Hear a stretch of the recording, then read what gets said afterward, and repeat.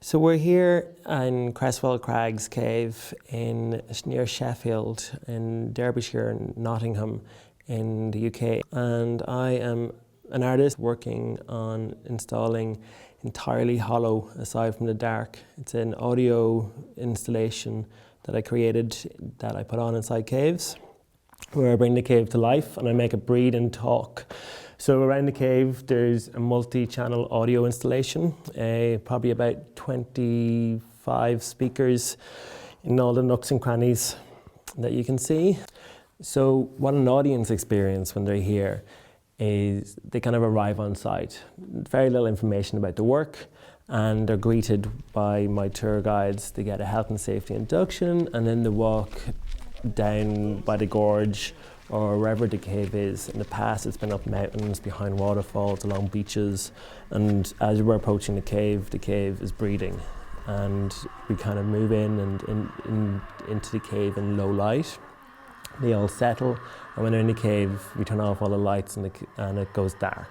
The cave then starts to talk, and words and dialogue swirls around you. For me, it's important that we are in a cave. Cave for me is alive. It is breathing with low and high temperatures. It has a lifespan over millennia, and it's a very sensory experience. As an audience, you're sitting either on the earth, you're touching rocks, you're feeling the cold, you're feeling the atmosphere of being outside, and that's all very important to both the conceptual nature of the work and to the immersive nature of the work. I'm trying to, in a way, give a voice to Mother Earth, and it's very important to be inside Earth.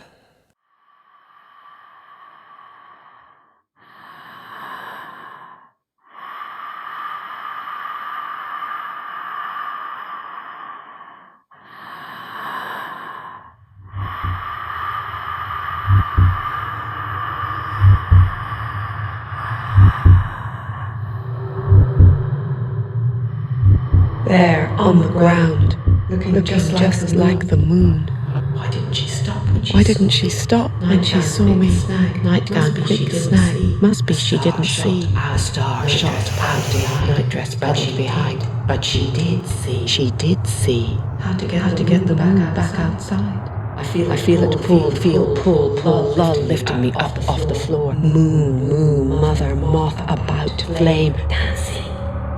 But you must have had some sign. Did you not suspect? Seems there were plenty of signs. Yes, seems there were plenty. But a sign is only what you read into things. Seems there were clear signs. Suck on, suckle, succumb. People can smell it on you. When you see people sniffing at the air, in the shops, on the train, that's what they're sniffing. Moon made mad. Must have splintered, snagging.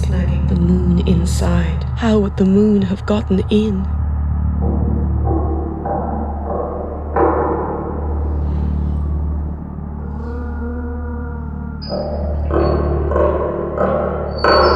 They think me a touch feral.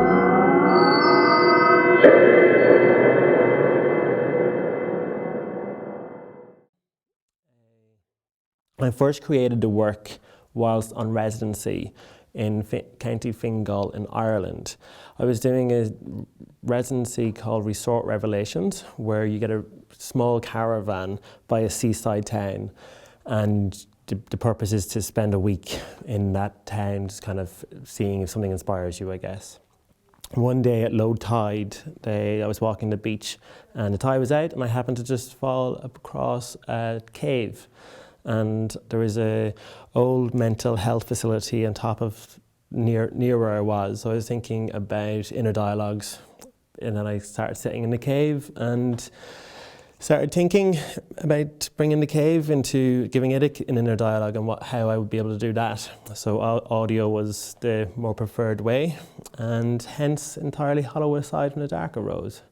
So I used the cave as a metaphor for the mind, and obviously throughout history and folklore and mythology it has been referenced many times in that way. So I'm kind of now using a lot of AV technology to work within that framework and adapt the cave for that reason. I see a lot of parallels in how humans think and how AV technology works. We think auditory and in visuals, and to play out in a system of patterns. And that is exactly just what AV technology does. So these are the cave systems at Creswell Crags in the UK. They are a very historic site. They have the only prehistoric cave art on the Western Isles, and they think it's the most northern point in the globe that humans from the Ice Age kind of settled. The Ice Age rock art dates to approximately 40,000 years ago.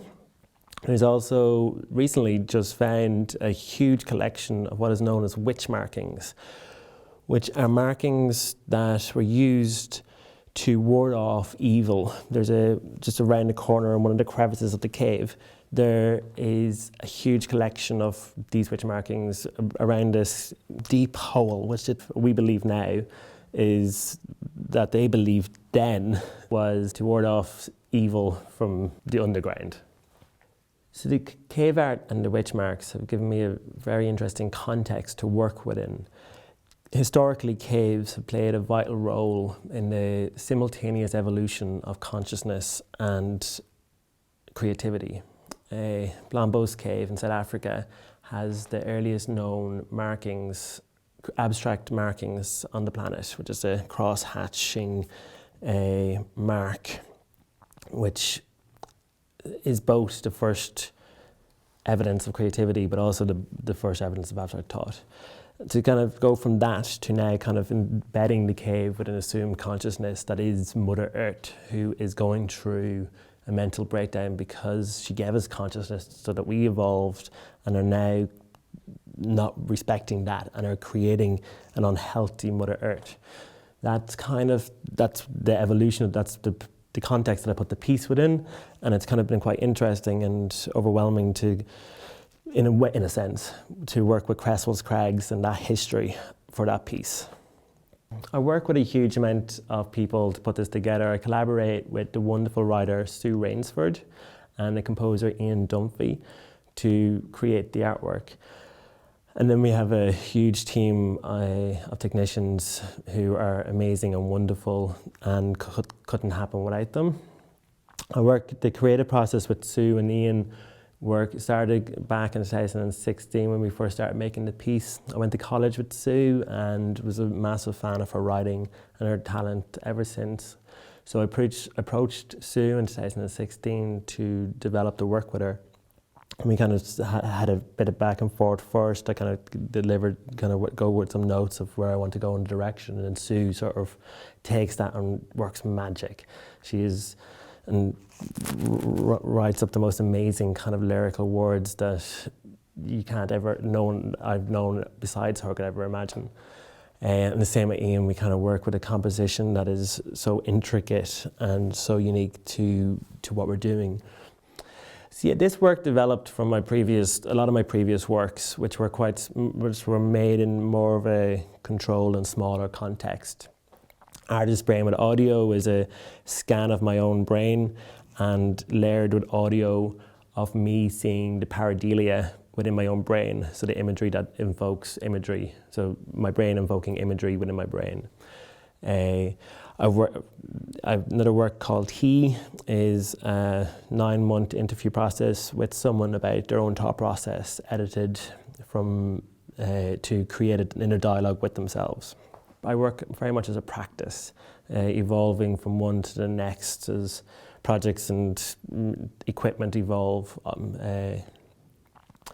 So my next artwork that this has led into is Silicon Synapse. It is a virtual reality and psychoacoustic sound experience where I'm working again with Sue Rainsford and a number of people to develop an assumed journey into the personified mind of technology as they are replaying an argument in their mind that they're having with their love interest, nature. Nature and technology are a couple, but they're fighting about the suitability of the relationship and whether or not they're sustainable as a couple. That will go and show this November in Dublin, Ireland, 2019. and we'll also be exhibited in Milan and Brussels as part of the European Commission's the MATI programme later in the year too. So when we get on site, we do a process of engagement for the cave. First of things to do is to sort out where we put the speakers. We hide a lot of the speakers in natural nooks and crannies, so we're not damaging the cave. I have to edit the sound and the acoustics and the levels to each cave on site. Once we get the audience in, we kind of put them into a sweet spot of audio acoustics. I work with a team of people to place these around. We then have to hide all the speakers, or the cabling for the speakers. The speakers kind of run along, and depending on where, in each cave is very different. We have to find what's called we call the office, where we have the computer and the amps and the sound cards all kind of hidden behind, out of sight, so they don't create light spill for an audience. It's a privilege working in such a context as the prehistoric ice age rock art. Like, it's 40,000 years old, and I am here now 40,000 years later putting on another piece of art. Creswell Crags has told me that this might be the only art that's been put into the cave system here since then, which is, one way it's amazing, but obviously it might not be. Like, who knows what could have happened, what conversations took place in Victorian times, or poems being read, or stories being told, which is all part of the creative process. Sorry, you? Yeah, there is a buzz. Is it all the cables that you're just replacing? Okay. Thank you.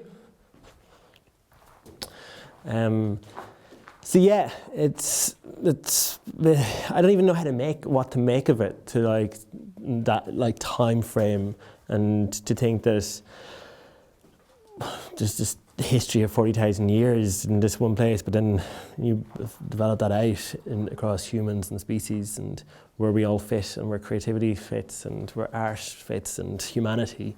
But most of all, Mother Earth, and what's going to happen, and what is happening.